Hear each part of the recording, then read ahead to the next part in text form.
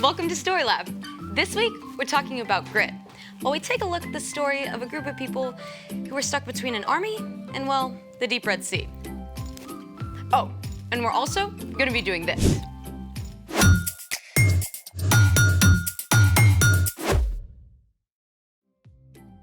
Hey, I'm Skylar. And I'm Sebastian. We're talking about grit, which is refusing to give up when life gets hard. Or refusing to get grouchy when every day for a whole week is cloudy. I like cloudy days.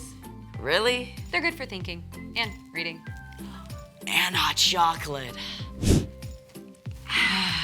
There's actually a Cloud Appreciation Society. For reals? Wow, there really is. You should see the stuff they have posted. That's a lenticular cloud. They often form over mountains or even tall buildings. Looks like a pancake. I should have had breakfast this morning. Check this out. These cloud rolls are called morning glories. They show up when a downdraft from an advancing storm causes moist, warm air to rise and cool fast. Looks like cloud twizzlers. Here's another one. What? Mammatus clouds. They can form when ice crystals fall out of cumulonimbus storm clouds.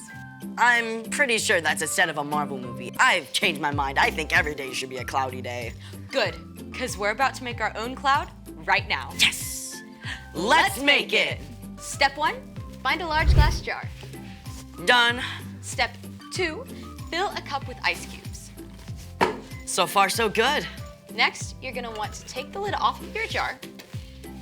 And step 3, boil some water. And then pour it in the jar. Make sure you get a grown-up to help. And once you have a fair amount, carefully swirl it to warm up the sides. It's hot. Yes, it is. Next, turn the lid upside down and fill it with ice cubes. Then you're gonna let it wait for 20 seconds. What are we supposed to do for 20 seconds?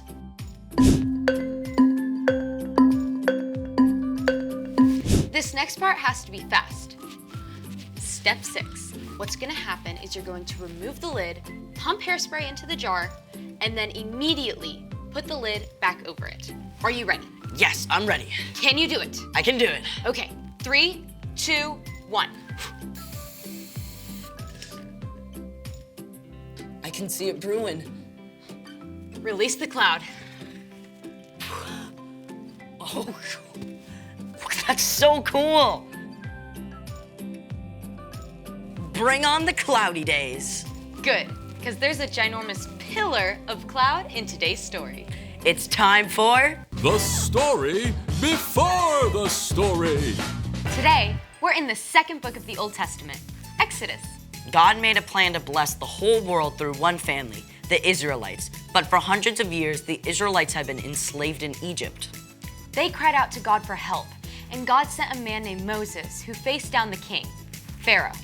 After a lot of crazy plagues, Pharaoh let the Israelites go. But even though the Israelites were free, they're not yet safe. And that's where our story starts. Hey everyone!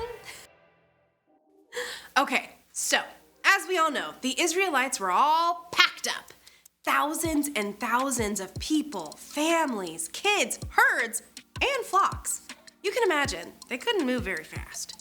God was leading them every step of the way, away from Egypt, appearing in a pillar of cloud during the daytime and a blazing pillar of flame at night. At last, the Israelites came to the Red Sea, which stood between them and the desert road to Canaan. But while the Israelites set up camp along the shore of the Red Sea, back in the palace, Pharaoh was having serious second thoughts. What have we done? We've lost all our workers. Prepare 600 chariots at once. Pharaoh jumped in his chariot and led an army of chariots and horsemen racing across the desert after the Israelites. The galloping horses and rattling chariots kicked up clouds of dust, and soon the Israelites could see them coming. There was no way they could outrun the Egyptian army. The Israelites were trapped. Why did you bring us out in the desert to die? It would have been better to stay in Egypt than die out here. The Israelites wanted to give up, but Moses kept his eyes fixed firmly on God. Don't be afraid. Stand firm. The Lord will save you today. The Lord will fight for you. Just be still. Right there, in a place that seemed like a trap, God spoke to Moses. Hold out your walking stick. Reach out your hand over the Red Sea to divide the water. Divide the water? Okay, that is not what water does. But God's presence in the pillar of cloud moved from the front of the Israelite caravan and stood behind them all night to block them from view of the Egyptians. Moses reached his hand over the sea. Through the night, God sent a strong wind to push back the waters. Soon, the Israelites faced a dry path right through the middle of the Red Sea. I mean, can you imagine what it must have felt like? You're at the edge of a vast sea, but straight ahead the water just boop, splits. I mean, ginormous walls of water rise up on either side of the path before you. Sure, I mean, you want to escape the Egyptians, but if you walk along this path, the waters could fall on you. I mean, it must have taken every ounce of courage and grit they had.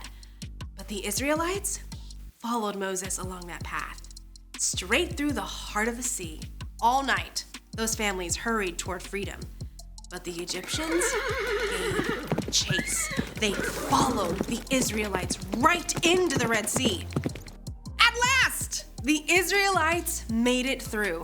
But the Egyptians were right behind them. God spoke to Moses again. Reach out your hand over the sea. As Moses reached out his hand, those walls of water began to crash down, and the sea rushed back into place, washing over the Egyptian horses and chariots.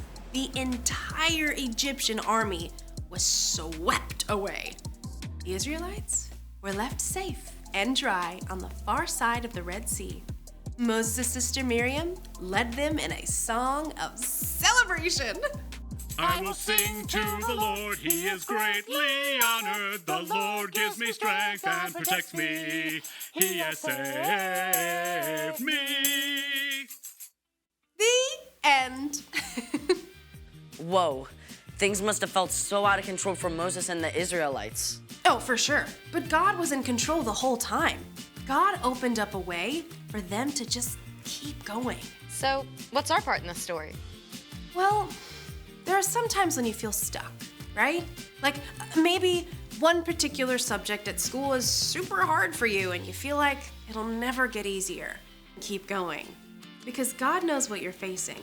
God will walk with you the whole way through. Or you're just starting in a new school and haven't been able to make friends just yet. Don't give up. God can help you find friends when you least expect it. And best of all, God gave us Jesus to show what it looks like to keep going. Exactly. I mean, Jesus didn't give up loving us, even though it cost him his life. And when we follow Jesus, we have the power of the Holy Spirit to keep going too. That is amazing news. Isn't it? All right, I'll see you guys next time. Bye. Bye, Erica. So here's the thing. Hold on, because God is still in control. Knowing that can help you grow grit. And God makes some pretty incredible clouds. Is that a dog? That's definitely a werewolf howling. Thanks for joining us in the Story Lab. See you next time. I think that one's Winnie the Pooh.